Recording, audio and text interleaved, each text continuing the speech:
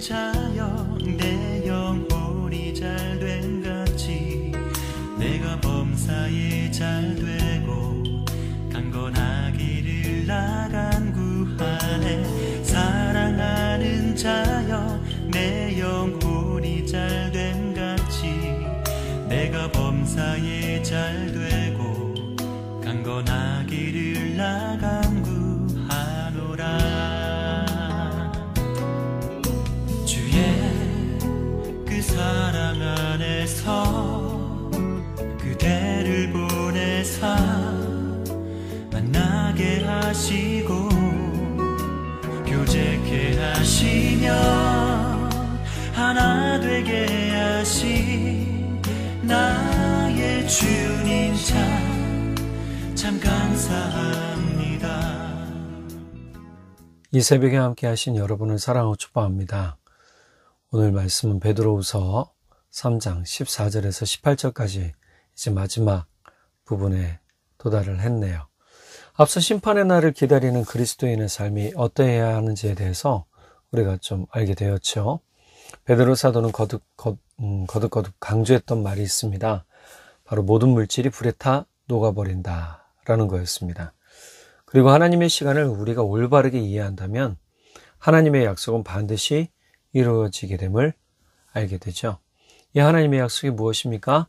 예수님께서 다시금 이 땅에 오신다. 재림에 대한 약속이었죠. 그렇기 때문에 믿는 사람은 하나님의 때를 기다리면서 거룩한 삶과 경건의 훈련을 게을리하지 말아야 된다 그랬습니다. 자, 이제 14절에서는 이 부분을 거듭 다시 강조를 하고 있어요. 여러분이 이것을 기다리고 있으니 티도 없고 흠도 없는 사람으로 아무 탈 없이 하나님 앞에 나타날 수 있도록 힘쓰십시오. 세 번역본입니다. 자, 이날은 무슨 날이냐? 예수님께서 다시 오시는 날, 재림의 날을 말합니다. 이날의 새하늘과 새 땅을 기다리는 사람의 모습은 흠도 없고 티도 없어야 된다라고 얘기를 해요.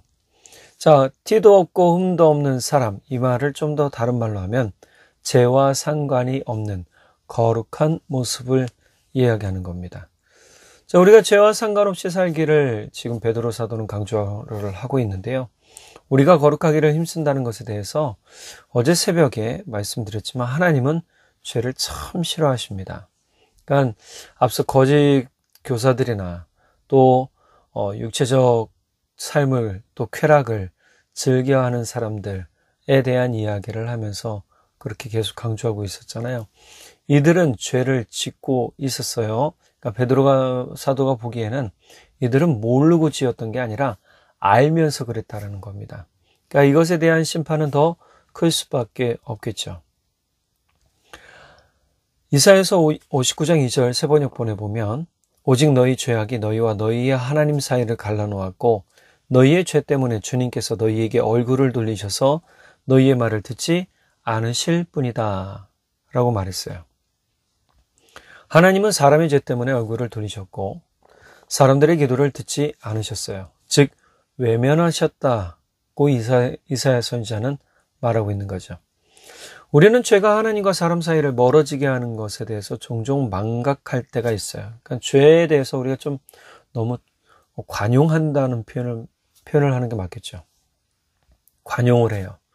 그 은혜라는 말로 포장을 해서 관용해요. 그런데 그렇게 하면 안 될 때가 더 많다라는 사실을 기억해야 됩니다. 그러니까 그렇게 관용하다 보면 어떤 일이 일어나느냐? 우리가 용서라는 부분에 대해서는 용서를 확실히 받아야 되는 게 맞고요. 또 내가 용서받을 일이 있으면 정확하게 용서를 해야 돼요. 이게 예수님의 말씀이에요. 그렇지 않고 그냥 죄 졌는데 우리가 모른 척하고 아예 은혜로 넘어가지 뭐 그런 게 진짜 은혜냐? 은혜가 아니라는 거예요. 그러니까 하나님이 우리가 죄에 대해서 어떤 상태가 되느냐? 동조자가 되는 거예요. 여러분, 이런 동조자의 모습은 하나님이 원하시지 않습니다. 하나님은 성경의 모든 이야기를 보면 알겠지만 죄에 대해서는 철저한 회개와 반성과 삶을 돌이킴이 있어야 되고 새롭게 하나님 앞에 결단하는 약속이 있어야 되는 걸 알 수 있단 말이에요. 자, 때문에 거룩함을 지킨다는 것은 그것이 하나님의 뜻을 깨닫고 우리의 삶을 거룩함으로 구별해 가야 되는 훈련이 필요하다는 것을 말씀드렸죠. 레위기 11장 44절 45절 개역개정본에 보면 나는 여호와 너희의 하나님이라 내가 거룩하니 너희도 몸을 구별하여 거룩하게 하고 내가 거룩하니 너희도 거룩할지어다. 하나님께서 지금 요구하시는 게 뭐죠? 사람들에게 거룩함을 요구하세요. 자, 앞서 우리가 이사야서 59장 2절의 말씀, 하나님께서 죄 지은 사람들에게 어떻게 해요? 사이가 갈라졌죠. 죄악이 우리와 하나님 사이에 들어와서 우리와 하나님 사이를 갈라놓았고, 그것 때문에, 우리의 죄 때문에 주님께서 우리에게 얼굴을 돌리시고 우리의 말을 듣지 않으신다라고 했잖아요. 그럼 역설적으로 이야기해 볼게요. 우리가 거룩하여져서 하나님을 사모하는 사람이 된다면, 죄를 멀리하는 사람이 된다면 하나님께서 그 얼굴을 우리를 향해 두시고 하나님의 귀를 우리의 음성에 기울이신다라는 말이 되는 거예요. 그러니까 우리가 거룩함에 대한 이야기를 절대로 가볍게 여겨서도 안 되고요. 죄에 대해서 너무 관용하지 말아라 라고 하는 부분을 깨달아 알아야 돼요. 하나님께서 만약에 그래 내가 너희를 이해할게 용서할게 그런데 그러고 나서 그냥 은혜로 다 그냥 유야무야 넘어가신 부분이 있나요? 성경의 모든 내용을 보면 그렇지 않아요. 유야무야 넘어간 부분이 없어요. 용서는 하셨지만 용서에 대한 고백을 받으시고 그 죄에 대한 대가도 치르시게 하셨단 말이에요. 그러니까 우리는 좀 정확하게 깨닫고 봐야 돼요. 심판은 어떤 사람에게 임하느냐? 하나님의 말씀을 대충 이해하면 하나님의 말씀이 잘못 해석이 되는 거예요. 두 번째로 하나님의 오래 참으심에 대해서 베드로 사도는 구원을 위한 것입니다 라고 이야기하고 있어요.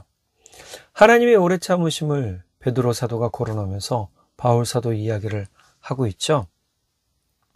자, 오늘 본문에 보면 15절 우리 주님이 오래 참으시는 것은 여러분을 구원하기 위한 것임을 아십시오. 우리의 사랑하는 형제 바울도 하나님께 받은 지혜로 이와 같은 편지를 여러분에게 써 보냈습니다. 지금 이야기는 바울 사도가 모든 교회에 보냈던 편지들을 지금 뭐 했다라는 거죠? 다 읽어봤다라는 거예요. 그리고 그 내용을 다 이해했어요. 그렇기 때문에 지금 베드로 사도는 바울 사도도 이야기한 것처럼 자기도 뭐예요? 이야기하기를 하나님의 오래 참으심은 성도들을 더욱 많은 사람들을 회개케 하고 구원하기 위함이다 라는 거였어요. 자, 이 부분에 대해서 바울 사도가 한 말을 본다면 로마서 2장 4절의 세번역본입니다. 하나님께서 인자하심을 베푸셔서 그대를 인도하여 회개하게 하신다는 것을 알지 못하고 오히려 하나님의 풍성하신 인자하심과 너그러우심과 오래 참으심을 없인 여기는 것입니까? 역설적으로 질문하죠. 이거를 질문하는 것 같은데 이 질문엔 답이 있어요. 하나님이 오래 참으시는 이유는 즉 예수님의 재림이 더뎌지는 이유는 이라고 할 수 있겠죠. 이 이유는 뭐예요? 심판이 더디게 진행되는 이유는 오히려 많은 사람들이 회개하여서 하나님의 풍성하신 인자하심과 너그러우심과 오래 참으심을 경험하고 구원케 하기 위함이다라는 사실을 지금 바울 사도가 이야기하고 있고 베드로 사도도 15절 전반절에 아주 그 부분을 간단 명료하게 딱 축약해서 이야기를 해주고 있죠. 자, 이렇게 지체되어 오는 일들 사실은 믿는 이들에게는요 참 힘든 시련의 시간들이었죠. 앞에서 이야기했지만 도미티아누스 황제가 황제 숭배를 하게 만들고 그렇지 않은 사람들에 대해서 많은 핍박과 고난을 가했단 말이에요. 그렇게 절하지 않은 사람들이 대부분 누구예요? 예수 그리스도를 믿는 사람들이었죠. 그리스도인들이었단 말이에요. 그러니까 그들에 대한 핍박이 아주 강도 높게 진행이 되고 있었던 그 시점, 그리고 그 이후에도 또 교회 안에 침투된 많은 거짓 교사들로 인해서 혼란스러운 그때, 아마 이들의 마음은 그랬을 겁니다. 이때 당시의 성도들은 주님 속히 오셔서 이 세상을 빨리 정화시켜 주십시오. 이 세상을 주님의 새하늘과 새 땅의 약속으로 이루어지는 땅이, 나라가, 세상이 되게 해주십시오. 그랬을 거란 말이에요. 그런데 이런 것에 대해서 더디 오게 되니까 사람들은 어떻게 이 인내가 바닥이 나기 시작해요. 그리고 주님은 오시지 않는다라고 부인하거나 또는 예수님의 재림은 거짓말이다 라고 말하는 사람들이 생기기 시작했겠죠. 하나님의 오래 참으심에 대해서, 즉 예수님의 재림을 기다리던 이들의 인내가 바닥에 드러날 것 같은 상황에서 베드로 사도는 뭐라고 그래요? 하나님의 오래 참으심이 성도의 구원을 확실히 이루는 시간이 됨을 이야기해 주고 있다는 거예요. 그러니까 이 인내의 시간을 통해서 성도는 더욱더 믿음이 단단해지고 굳어져야 되는 시간들이 되어야 된다라고 이야기를 하고 있죠. 예수님의 다시 오심 재림의 시간이 지체되는 것에 대해서 우리는 어제 카이로스와 크로노스의 시간에 대한 개념을 듣고 그 부분을 예를 들게 됐죠. 크로노스의 시간, 하나님의 시간 개념을 우리가 정확하게 알고 있다면 사실 우리는 조급하지 않아요. 조급하다는 건 뭐예요? 빨리 내 뜻대로 이루어졌으면 좋겠다라는 거죠. 그런데 우리는 하나님의 뜻이 이 땅에서 이루어진 것 같이, 하나님의 나라가 하늘에서 이루어진 것 같이 이 땅에서도 이루어지다라고 하는 것은 하나님의 크로노스의 시간을 우리가 수용하는 거예요. 인정하고요. 그 크로노스의 시간을 운영하시는 하나님께 우리의 모든 삶을 의탁하는 기도거란 말이에요. 그러니까 주기도문의 첫 부분이 바로 그런 큰 의미가 있는 거예요. 우리가 하나님의 시간에 절대 복종하겠습니다, 순종하겠습니다라고 얘기하는 거죠. 우리는 그래서 절대 신앙의 조급함이나 성급함을 가져서는 안 됩니다. 신앙의 조급함과 성급함은요, 우리의 발걸음이나 우리의 판단을 흐리게 만들죠. 사단은 또 그것을 이용한단 말이에요.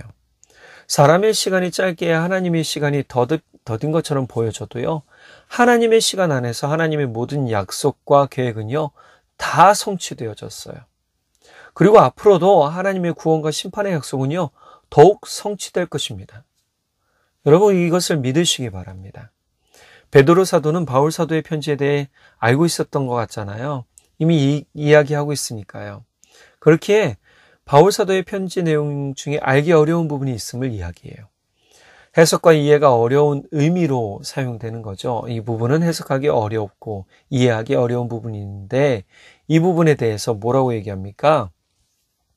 16절, 그 가운데는 알기 어려운 말이 덜어 있습니다. 무식하고 믿음이 약한 사람들이 다른 성경처럼 그것도 억지로 해석하여 스스로 멸망을 불러들이고 있습니다. 자, 우리가 앞에서 1장 후반절에, 베드로후서 1장 후반절에 우리가 하나님의 예언적인 말씀에 관해서 우리가 우리의 생각과 마음으로 또는 세상의 지식으로 풀지 말아야 될 것에 대해서 베드로 사도가 경고한 거 기억하시나요? 지금도 비슷합니다. 이 비슷한 이야기를 어떻게 합니까? 무식하고 믿음이 약한 사람들이 라고 얘기를 해요. 그러니까 무식하고 믿음이 약한다라는 의미를 좀 잘 봐야 되는데요. 무식하고 라고 하는 부분은 헬라어 아마데이스라고 해요. 이 뜻은 적절히 교육을 받지 못한 이 뜻입니다. 이 다른 말로 하면 사도적 가르침과 신앙 교육에 제대로 못 받은 사람, 신앙 훈련을 제대로 못 받은 사람, 신앙 교육을 제대로 못 받은 사람이다라고 할 수 있죠. 또 믿음이 굳세지 못한, 믿음이 약한 사람 이렇게 나오는데요. 이 뜻은 헬라어 아스테릭토이라고 해요. 이 아스테릭토이의 뜻은요, 불안정한 이랍니다. 불안정하다. 안정하다는 것과 불안정하다는 건 굉장히 큰 차이가 있죠. 이 뜻은 예수 그리스도에 대해 깊이 경험하지 못하거나 피상적이어서 쉽게 잘못된 길로 빠지는 사람들, 교회의 진리를 굳건하게 붙잡고 있지 못하는 사람들을 이야기하는 거예요. 이거 동일한 얘기입니다. 무식하거나 믿음이 굳세지 못한, 약한, 이 뜻은요, 결국은 우리가 신앙훈련을 제대로 받지 못한 그 덕분에 그렇게 받지 못한 사람들이 어떻게 해요? 성급함과 조급함으로 마음이 불안하여 이 말씀을 자기 뜻과 자기 마음대로 해석했다라는 거죠. 자, 이 이야기는 어떻게 보면 일부분은 앞서 2장에서 이야기한 거짓 교사들을 지칭한 것도 맞겠지만 신앙 훈련이 되어 있지 않는 사람들은 불안정할 뿐더러 또 하나님의 말씀과 복음을 잘못 이해하거나 또 복음에 대한 훈련이 안 돼 있어서 현실적이지 않은 믿음을 가져 잘못된 방향으로 간다라는 것을 이야기해요. 제가 저도 그랬지만 어렸을 때 부흥 집회 많이 쫓아다녀 보신 분들은 아실 거예요. 막 놀라운 기적이 일어나고, 우와, 이런 세상이, 그런 것만 쫓아다니게 돼요, 나중에. 그러다 보면 가장 신앙의 기초가 되는 복음의 진리를 우리가 잃어버리게 되고 잊어버리게 돼요. 그러다 보면 우리는 뜬구름 잡는 신앙생활을 하게 되는 거죠. 여러분, 복음은 기초부터 탄탄해야 됩니다. 우리가 공부할 때도 아이들에게 기초가 탄탄해야 된다라고 얘기하잖아요. 그러니까 복음도 마찬가지예요. 신앙훈련도 기초가 탄탄해야 됩니다. 밑에서부터 잘 배운 사람들은요, 진짜 어떤 어려운 상황이 와도 흔들리지 않아요. 자, 이런 이들은요, 성급한 사람들이고요. 이런 성급함은 결국 사람의 생각과 지식으로 말씀을 풀이하려고 하기 때문에 멸망의 길로 갈 수밖에 없는 거예요. 시한부 종말론에 빠진 사람들이 그렇고, 구원받았으면 우리는 자유함으로 삶의 방종을 구원받았으니 삶의 자유함을 누리자라고 하면서 방종함을 부추기는 사람들이 그래요. 이들은요, 잘못된 해석을 통해서 도덕적 악과 불경건에 빠지게 하는 사람들입니다. 이들은 말씀을 자의적으로 해석함으로써 잘못된 길, 베드로 사도가 이야기하지만 스스로 멸망을 불러들이는 사람들이라는 거예요. 구원의 은혜가 아니라 멸망의 길로 가게 되는 거죠. 그러므로 어떻게 해야 되느냐? 믿음을 굳게 잡고 있으라라고 지금 이야기하고 있죠. 우리는 성급한 마음을 가져서는 안 됩니다. 세상 살다 보면 시간이 길다라는 말도 있고 시간이 약이다라는 말도 있잖아요. 우리가 풀지 못하는 것들은 분명히 어느 시간대가 되면 풀어져요. 그리고 그 시간대가 되면 해결이 될 때도 있어요. 그러니까 우리는 뭐 해야 됩니까? 인내해야 돼요. 그리고 하나님의 말씀을 꼭 붙들고 복음 가운데 굳게 서 있어야 되겠죠. 하나님께서 오래 참으심은 사람들을 회개케 하고 구원케 하심임을 베드로 사도와 바울 사도가 말하고 있잖아요. 우리 삶에서 신앙의 성급함, 조급함을 내려놓는다면요, 우리는 더욱 좋은 선물을 받게 될 줄 믿습니다. 하늘의 좋은 선물 말이죠. 우리가 삶에서 신앙적 조급함, 신앙적 성급함을 내려놓고 주님께서 더디 오시거나 또 우리의 기도가 더디 응답되는 것 때문에 낙심하거나 좌절하거나 시험에 들지 않으시길 바랍니다. 베드로 사도의 마지막 첨언에서 그것을 우리는 확인할 수가 있어요. 17절, 18절 세 번역본입니다. 그러므로 사랑하는 여러분은 이 사실을 미리 알고 불의한 자들의 유혹에 휩쓸려서 자기의 확신을 잃는 일이 없도록 주의하십시오. 우리의 주님이시며 구주이신 그리스도 예수에 대한 지식과 그의 안에서 자리하십시오. 현대인의 성경으로 보면 이렇게 되어 있습니다. 사랑하는 여러분, 그러므로 여러분은 이것을 알고 늘 조심하여 악한 사람들의 꾀임에 빠지지 않도록 믿음을 굳게 지키십시오. 여러분은 우리 주님이신 구주 예수 그리스도의 은혜와 그분을 아는 지식에서 점점 자라가십시오. 두 가지를 얘기합니다. 첫 번째, 늘 조심해서 악한 꾀임에 빠지지 않도록 믿음을 굳게 잡아야 된다. 그러니까 조심하다라는 것은 분별력을 가지고 구별해서 우리가 악에 빠지지 않고 하나님의 선하심을 붙들고 살아가는 믿음의 삶을 살아야 된다는 것과 두 번째, 뭐라고 그럽니까? 우리 구주 예수 그리스도의 은혜와 그분을 아는 지식에서 점점 자라가야 된다. 자, 이 부분이 너무 중요한 거예요. 우리는 예수 그리스도를 아는 은혜와 지식에 점점 자라가야 돼요. 그래서 베드로 사도의 이 이야기를 바울 사도의 관점으로 본다면 장성한 분량에까지 자라가라라고 격려한 말씀으로 해석할 수 있는 거죠. 여러분, 그렇습니다. 우리는 아이처럼 성급하거나 조급하거나 떼쓰는 신앙이 아니라 이제는 좀 기다리는 신앙을 하나님과 같이 동행하며 꾸준히 기다리는 시간을 가져야 될 줄 믿습니다. 그게 바로 성숙한 믿음의 한 방향성이기도 합니다. 오늘 우리가 삶을 살면서 오늘 하루도 주님 내 믿음이 성숙하게 하시고 내 마음 가운데 있던 조급함과 성급함이 다 사라지고 내려놓아지고 주의 은혜와 주님을 아는 기쁨으로 오늘 하루 충만케 해주십시오. 기도하고 간구하는 우리 모두가 되기를 간절히 바랍니다. 기도하겠습니다. 사랑의 주님, 참 감사합니다. 우리 안에 신앙의 성급함과 조급함들이 있었음을 고백합니다.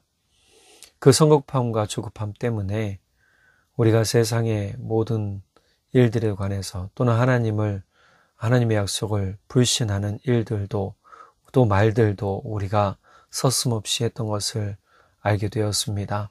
주님 용서해 주십시오. 이제는 우리가 주님 안에 인내하며 주님이 오래 참으신 것 같이 우리도 오래 참고 주님 오실 날을 기다리며 성숙한 믿음으로 자라가겠습니다. 성령 하나님 도와주시고 지혜를 더하여 주시고 우리 안에 영적 분별력을 더하여 주셔서 소망의 큰 은혜와 특별히 우리가 주를 향한 믿음에 굳게 서 있어 또 믿음을 붙잡고 사는 우리 모두 되어 하늘의 좋은 선물을 받는 귀한 경험을 하고 간증하도록 기름 부어 주십시오. 주님께서 오늘 하루도 우리 성도님들 붙드시고 인도해 주실 것을 믿고 감사드리며 우리 주님 예수 그리스도의 이름으로 기도드렸습니다. 아멘. 우리 성도님들 오늘 하루도 주의 은혜와 사랑 가운데 힘있게 또 힘차게 살아가시기를 간절히 바랍니다. 사랑하고 축복합니다. 사랑하는 자여 내 영혼이 잘된 같이 내가 범사에 잘되고 강건하기를 나간 구하네. 사랑하는 자여 내 영혼이 잘된 같이 내가 범사에 잘되고 강건하기를 나간